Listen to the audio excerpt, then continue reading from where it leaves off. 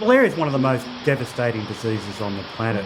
According to the World Health Organization in 2017, over 235 million people contracted malaria.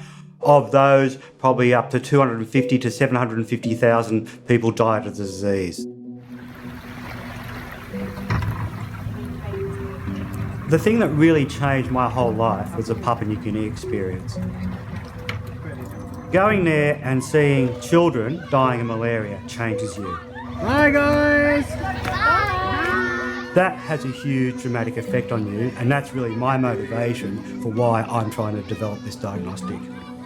The problem with the current methods of detecting malaria are the sensitivity. So the gold standard is the polymerase chain reaction. It's a very expensive test. It requires sophisticated machinery and expert personnel to use it. So it's not suitable to take out into a remote area where you've got tropical conditions and you really require to heighten machinery in there. Before a cell becomes disease, there's a chemical change that precedes that disease.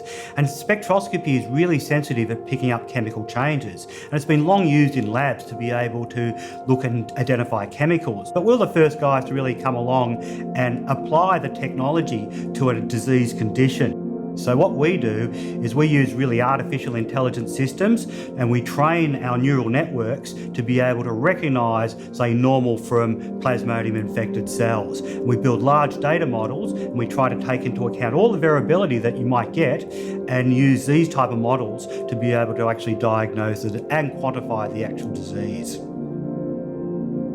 The major advantages of our technology over what else is out there on the market is A, the ability to detect very low concentrations of parastemia. The second one would be the portability of it. We're so small that we can actually carry it in, hike it in, or put it on the back of a motorcycle and drive it up to these remote areas and do the diagnosis there. And the third thing is the simplicity. Most other tests, they require some type of readout, someone to actually interpret the data. In our test, the person just has to basically get the red blood cells onto the crystal, and if they can do that, they can take a spectrum. So it's really easy to train people to use it, and that's the other big advantage of the technology.